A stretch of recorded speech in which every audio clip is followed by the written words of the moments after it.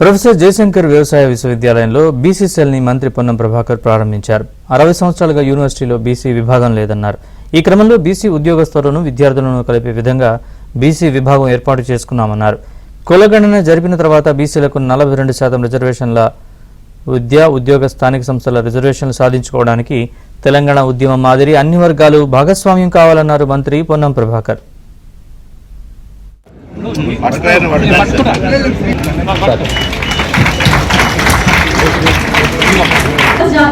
విశ్వవిద్యాలయంలో పరిపాలనా పరంగా చేపట్టిన వివిధ సంస్కరణలలో రాష్ట్ర ప్రభుత్వ బలహీన వర్గాల శాఖ మంత్రిగా ప్రస్తుతం జరుగుతున్నటువంటి బలహీన వర్గాల ప్రాతినిధ్యానికి సంబంధించిన ఒక పోరాటం జరుగుతున్న ఈ సందర్భంలో ఇది ఒక రాజకీయపరమైనటువంటి పోరాటంగానే భావించి రాజకీయ నాయకులు మాత్రమే ఈ పోరాటంలో భాగస్వామ్యం తీసుకుంటా ఉన్నారు.